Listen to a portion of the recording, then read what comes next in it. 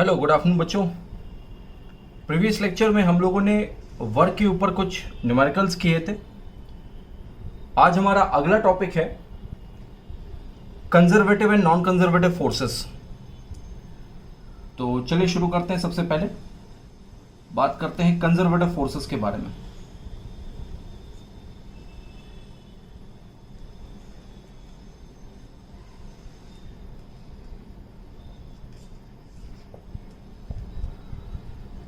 Conservative forces क्या होते हैं? देखिए, जब फोर्स के द्वारा किया गया वर्क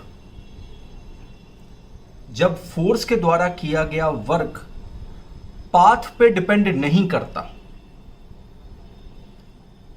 मतलब आपने कौन सा रास्ता चुना है उस पर डिपेंड नहीं करता, तो आप कहते हैं कि जो फोर्स होगा वो एक कंजर्वेटिव फोर्स होगा। ठीक, जैसे फर्ज करिए ये एक पॉइंट था ए और ये एक पॉइंट था बी। आपके पास ए से बी जाने के कई रास्ते थे। आप इस रास्ते पे भी जा सकते थे, आप इस रास्ते पे भी जा सकते थे, आप इस रास्ते पे भी जा सकते थे, फर्ज करिए। ठीक है, तो ए से बी जाने के 3 रास्ते हैं और जो फोर्स लग रहा है वो इस केस में कोई वर्क W2, इसमें वर्क W1 और इसमें वर्क W3 अगर ये है तो आप कह सकते हैं कि जो फोर्स यहां पर ऑपरेट कर रहा है वो एक कंजर्वेटिव फोर्स है। ठीक, क्लियर हुआ कुछ? अ force is said to be conservative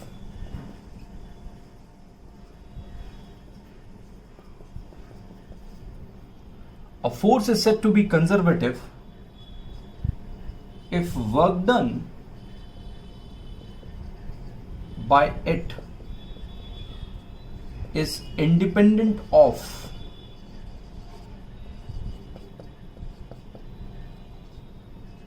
path followed।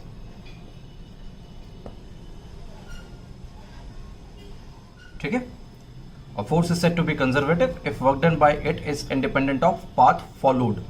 मतलब जिस रास्ते को आप फॉलो कर रहे हैं उसका इससे कोई लेना देना नहीं है, तो ऐसे फोर्सेस को अपन लोग कंजर्वेटिव फोर्सेस कॉल करते हैं। ठीक, in other words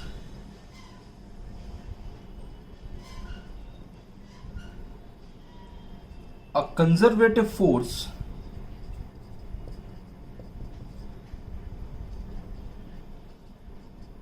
does work which is dependent on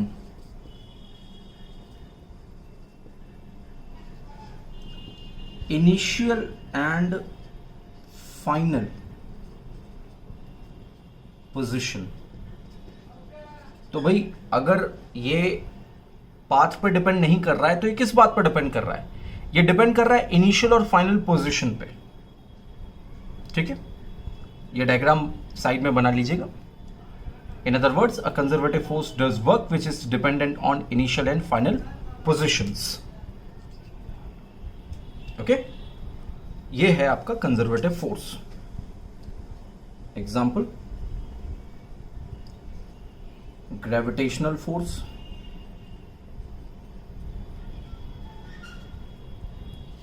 electromagnetic force। भाई यही 2 फंडामेंटल फोर्सेस हैं। ठीक है, और इन पर जो डिपेंड करते हैं स्प्रिंग फोर्स है ना, ये सब भी आप कंसिडर कर सकते हैं। Okay,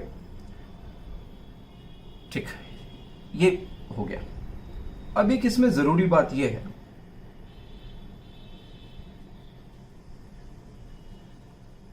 work done by conservative force along a closed path is always 0। ठीक है, now this is very important point कि जो कंजर्वेटिव फोर्स वर्क करते हैं वो क्लोज पाथ में 0 होता है। अब आप कहेंगे क्लोज पाथ क्या है?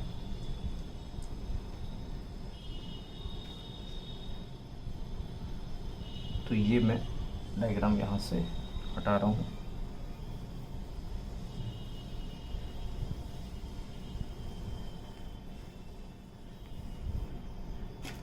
जैसे मान लीजिए आप ए से बी गए, ये ए है, ये बी है, और बी से ए वापस आ गए। ठीक है, तो work done along a close path is always 0। और वर्क होता क्या है? अगर वेक्टर फॉर्म में देखा जाए तो वर्क होता है एफ डॉट डी एस।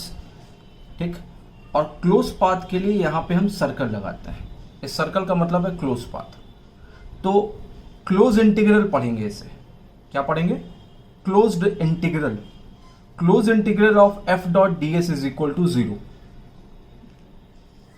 ठीक, ओके। ये डायग्राम और ये इक्वेशन बनानी है आपको।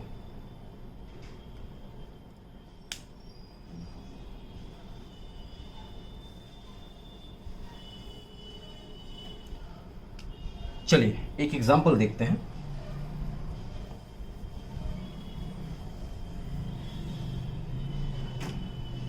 जैसे सपोज करिए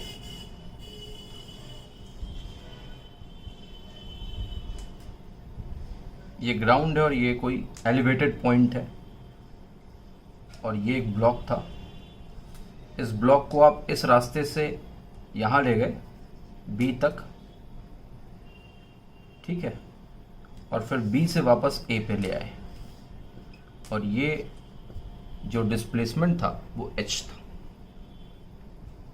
ठीक, so work done by gravity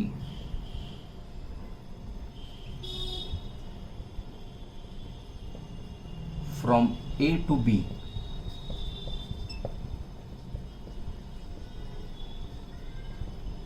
क्या होगा? Force mg downward, displacement upward, angle 180। कितना आ गया? Minus mgh। Work done by gravity from B to ए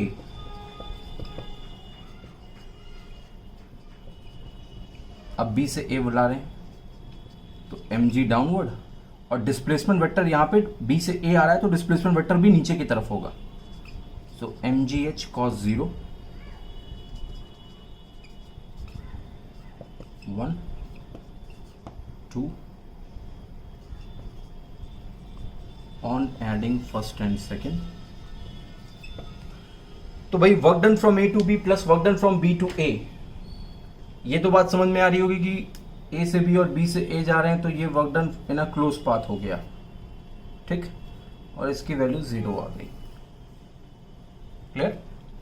तो आप कह सकते हैं कि work done bye a conservative force along a close path is always 0। ठीक, अभी आगे जब आप जाएंगे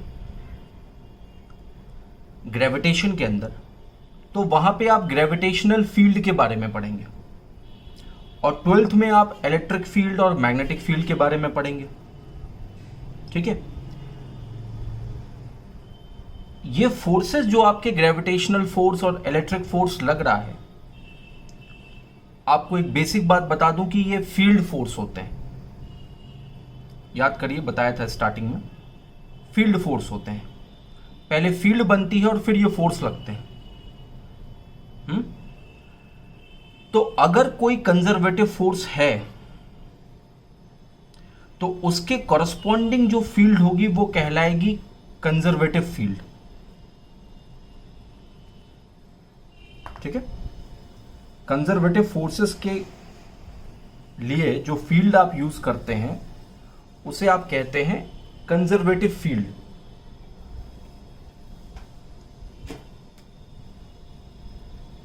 the field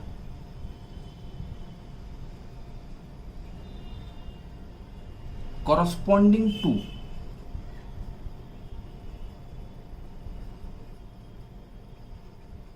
conservative forces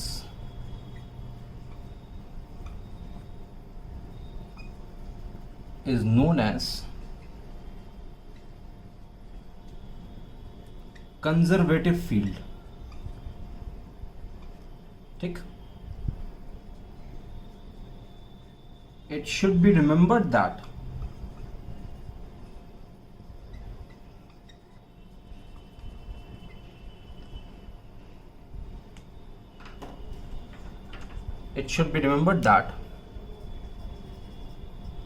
there is no dissipation.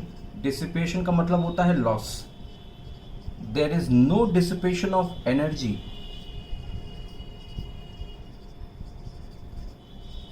in conservative field.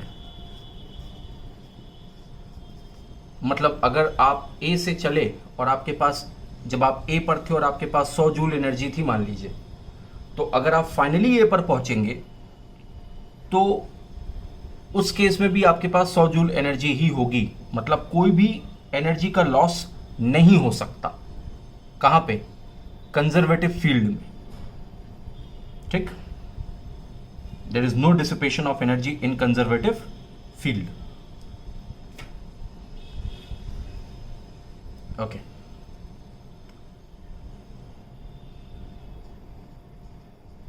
Potential energy, ये बहुत ही इंपॉर्टेंट पॉइंट है,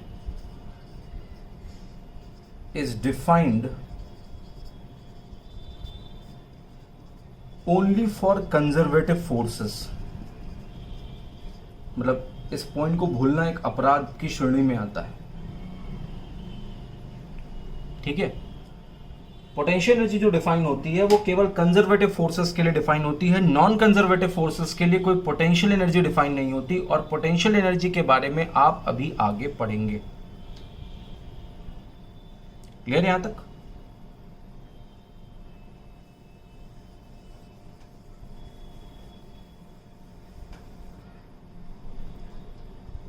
अब बात करते हैं नॉन कंजर्वेटिव फोर्सेस के बारे में.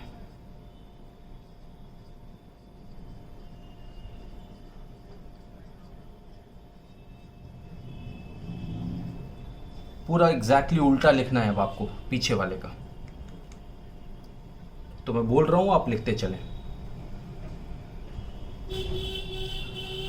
अ force is said to be non-conservative if work done by it depends upon the path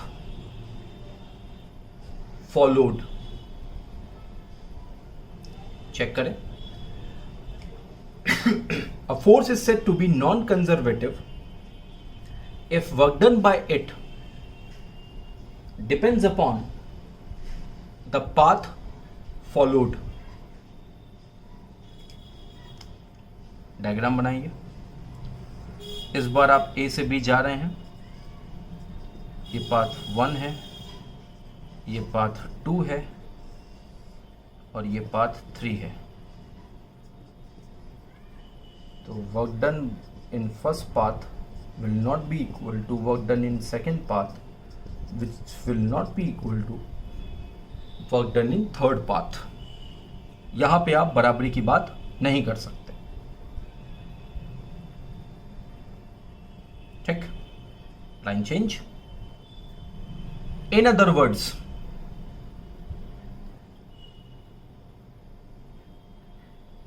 work done bye non-conservative forces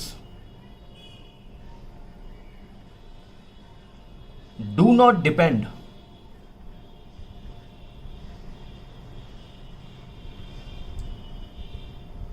on the initial and final positions.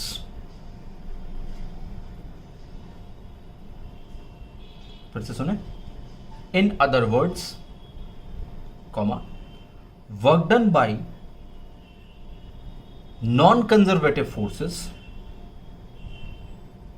do not depend upon the initial and final positions. Full stop. Line change. Example: frictional force, viscous force,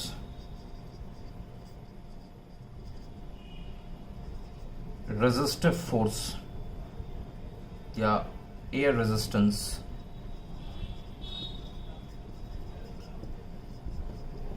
ठीक, etc. Clear? Line change. It should be remembered that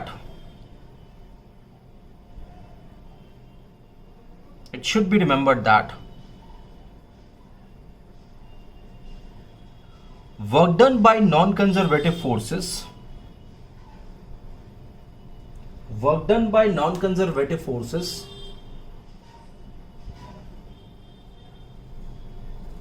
along a close path is non-zero.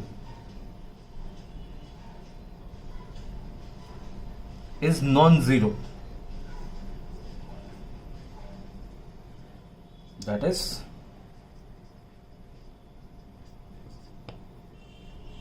closed integral f dot ds not equal to 0.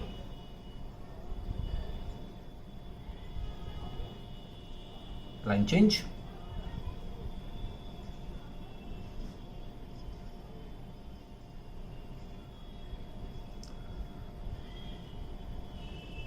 Work done by non-conservative forces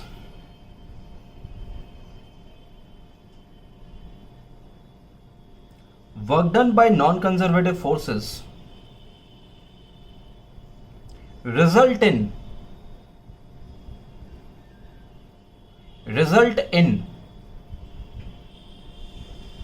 dissipation मतलब वही loss, ठीक है, dissipation, dissipation, dissipation of energy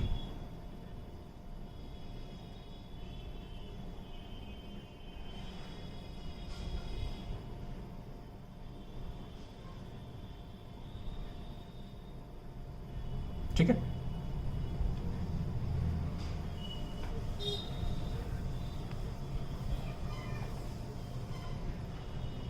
अब जैसे मान लीजिए ये block है, ये है पॉइंट ए और ये है पॉइंट बी, ये है डिस्प्लेसमेंट एस, ठीक है. ब्लॉक इधर जा रहा है, फ्रिक्शन फोर्स नीचे लग रहा है, नॉर्मल ऊपर, mg नीचे, ठीक. here normal equal to mg. Now work done by friction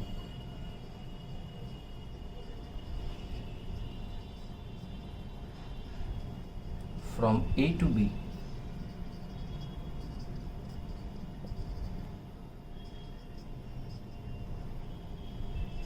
friction, displacement, cos 180. Why cos 180? Because displacement आगे हो रहा है और फ्रिक्शन पीछे लग रहा है. फ्रिक्शन की value mu N S, mu N की वैल्यू एम जी, ठीक.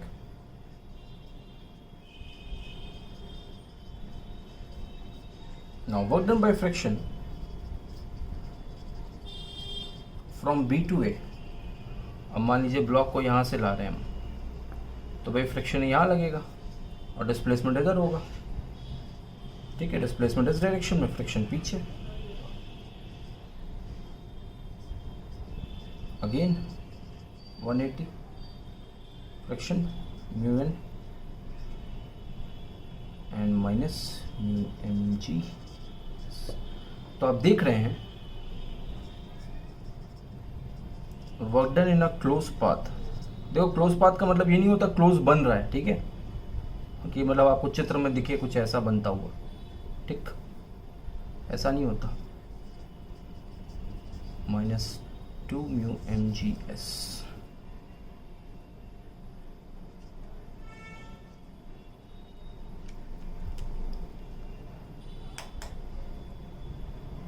ठीक है, और बाकी आखिरी पॉइंट लिखने की जरूरत नहीं है कि पोटेंशियल एनर्जी डिफाइन नहीं होती है ना, वो लिखने की आपको जरूरत नहीं।